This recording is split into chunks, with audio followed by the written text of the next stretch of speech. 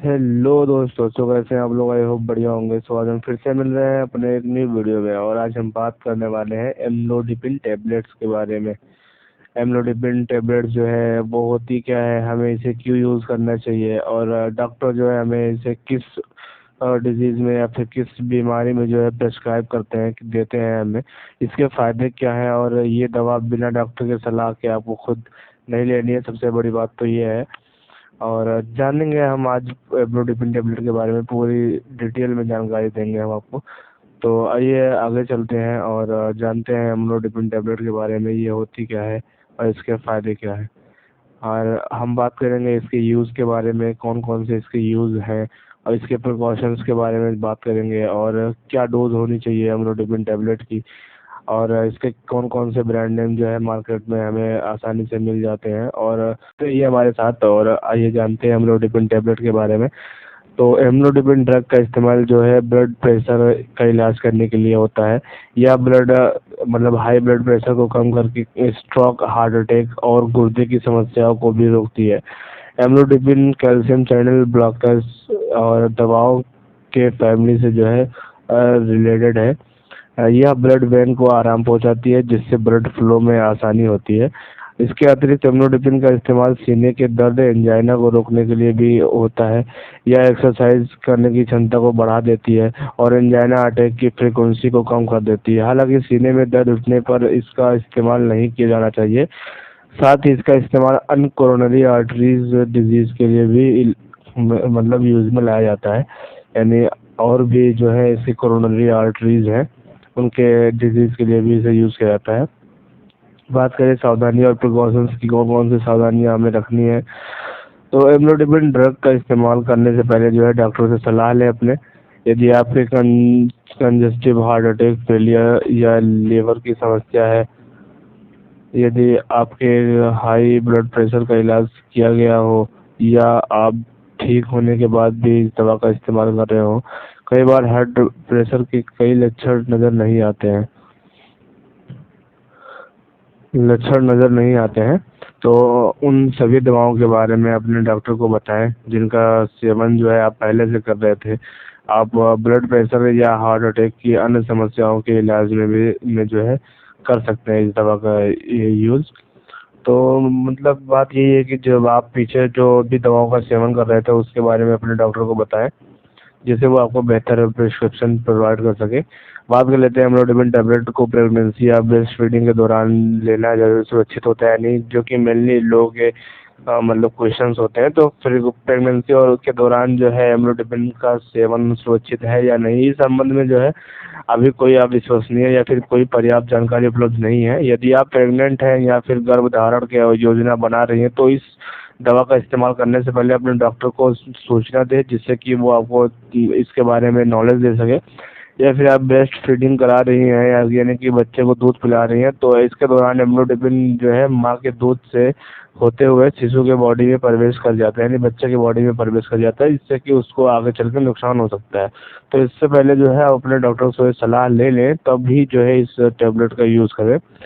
आइए आगे चलते हैं और साइड इफेक्ट के बारे में जान लेते हैं, कौन कौन से साइड इफेक्ट हमें देखने को मिल सकते हैं। तो जैसे कि सांस लेने में आपको परेशानी होने लगेगी, चक्कर आना, तेज असामान्य या फिर हार्ट बीट का तेजी से धड़कना, या फिर पल्स में गर्माहट का एहसास होना, चेहरे, नाक, बाजुओं और अक्सर आप अपर चेस्ट पर लालिमा पड़ जाना, सांस में कमी हो जाना, सीने का सख्त हो जाना, या फिर जो है सीने में घरघराहट बना रहना, ये सब जो है एक साइड इफेक्ट हमें देखने को मिल जाते हैं।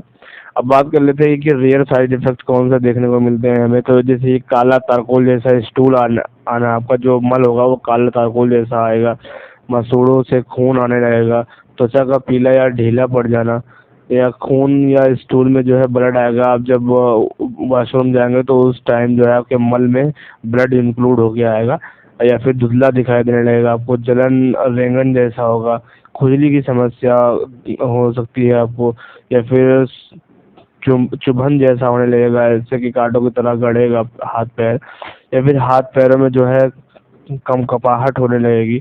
जो ये जो है रियल आपको साइड इफेक्ट देखने को मिलते हैं, मेनली तो देखने को वही जो मिलते हैं छोटे मोटे थोड़ा बहुत, लेकिन रेयर कंडीशन में ये देखने को मिल जाते हैं। बात कर लेते हैं एमलोडिपिन टेबलेट के जो है साथ कौन सी दवाइयों का रिएक्शन कर सकती है, कौन सी दवाइयाँ नहीं कर सकती। तो एमलोडिपिन ड्रग एक साथ किसी अन्य दवा का रिएक्शन होने के से जो है दवा की कार्य करने का तरीका बदल सकता है, या फिर गंभीर साइड इफेक्ट भी आपको देखने को मिल सकती है, या फिर अन्य दवाओं के साथ इसका रिएक्शन जो है खतरे को कम करने में जो है उपयोगी होता है।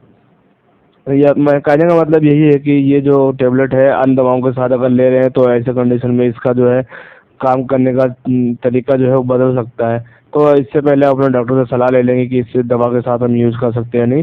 कुछ प्रोडक्ट्स होते हैं जिनके साथ जो है हम इस दवा को यूज़ नहीं कर सकते, जैसे कि आपके ब्लड प्रेशर को ये बढ़ा देता है। ऐसे में एमलोडिपिन के साथ जो है इन दवाओं का सेवन खतरनाक हो सकता है, जैसे कि ओवर द काउंटर प्रोडक्ट्स होते हैं, या फिर डाइट्स, या फिर नॉन स्टेरॉइडल एंटी इन्फ्लेमेटरी दवाओं के साथ जो है इसे यूज़ नहीं करना चाहिए, जैसे कि नेप्रोक्सेन इसके साथ रिएक्शन कर देती है, या फिर इसके अलावा एस्पिरिन, मेटोप्रोलोल, ये सब दवाएं जो है इन सब दवाओं के साथ ये रिएक्शन कर देती है, जिससे आपको आगे चल के दिक्कतों का सामना करना पड़ता है। तो अगर ऐसा कुछ दवा आप यूज़ कर रहे हैं तो अपने डॉक्टर को बता दें, जिससे कि वो आपके डोज में तब्दीली कर सके। अब बात कर लेते हैं इसके कौन मतलब क्या डोज होना चाहिए, तो कैसे डोज लेना है। डॉक्टर की सलाह या फिर दवा के पैकेज पर जो छपे होते हैं दिशा निर्देश होते हैं पीछे दिए होते हैं, तो उसके अनुसार जो है एमलोडिपिन का सेवन करें।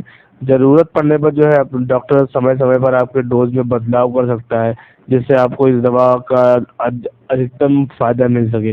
डॉक्टर द्वारा सुझाई गई खुराक से कम मात्रा में इसका डोज ना लें, या फिर लंबी अवधि तक इसको यूज़ ना करें, जिससे कि आपको इसका इसका मतलब दुष्प्रयोग देखने को पड़े। तो ऐसे में जो है आप एमलोडिपिन का सेवन भोजन या खाली पेट भी कर सकते हैं। अगर ये आप कभी भी मतलब कर सकते हैं, लेकिन आप अपने डॉक्टर के अनुसार ही, जैसा कि डॉक्टर आपको दे रहा है मेडिसिन, उसके अनुसार ही आप मेडिसिन को यूज़ करिए। मतलब ना ज़्यादा ना कम, ना ही आगे पीछे करके करिए, जैसा डॉक्टर सलाह दे रहा है वैसा करिए। अगर बात करें एमलोडिपिन एडल्ट के लिए क्या सामान डोज होता है, तो हाइपरटेंशन में जो है एडल्ट के लिए डोज जो होती है शुरुआती 5 mg मौखिक रूप से देनी चाहिए। मेंटेनेंस डोज जो होता है 5 से 10 mg होना चाहिए, और मैक्सिमम डोज जो होता है 10 mg पर दिन होना चाहिए। या फिर बात कर ले ओल्ड एज की हाइपरटेंशन में सामान्य डोज क्या होना चाहिए, शुरुआती डोज 2.5 mg होनी चाहिए पर दिन मौखिक रूप से। मेंटेनेंस जो होता है डोज होता है वो 2.5 से 10 mg मौखिक रूप से पर दिन होनी चाहिए। मैक्सिमम डोज इसका 10 mg पर दिन। और एंजाइना के बुजुर्गों के लिए डोज जो इसकी शुरुआती डोज है 5 mg मौखिक रूप से प्रतिदिन। मेंटेनेंस डोज जो इसका 5 से 10 mg मौखिक रूप से प्रतिदिन, या फिर मैक्सिमम 10 mg प्रतिदिन हो सकती है इसकी डोज। तो आगे बढ़ते हैं और इससे बात कर लेते हैं 6 से 17 वर्ष के बच्चों के लिए। तो इसमें जो है हाइपरटेंशन में समान डोज में मेंटेनेंस डोज से 2.5 mg से 5 mg मौखिक रूप से हो सकती है। मैक्सिमम डोज जो इसका 5 mg प्रतिदिन हो सकता है। बात कर ले इसके ब्रांड नेम के बारे में, कौन कौन से ब्रांड नेम हमें देखने को मिलेंगे मार्केट में, तो एमली 5 नाम से आता है, नेस्मेड 5 से आता है, एमलोगर्ट 5 से आता है, वेनिजोलोल 5 नाम से आता है, कार्डोनो 5 नाम से आता है। तो ये सब ब्रांड नेम आपको मार्केट में मिल जाती हैं। तो आशा करते हैं आपको ये वीडियो नॉलेजेबल लगी हो। अगर वीडियो नॉलेजेबल लगी है, कुछ सीखने को मिला है थोड़ा भी, तो वीडियो को लाइक करें और चैनल को हमारे सब्सक्राइब कर लें, जिससे कि आपको आगे भी हमारी वीडियो आसानी से मिल जाए। सो बने रहिए हमारे साथ ऐसे ही और इन्फॉर्मेटिव वीडियो के लिए। Thank you so much.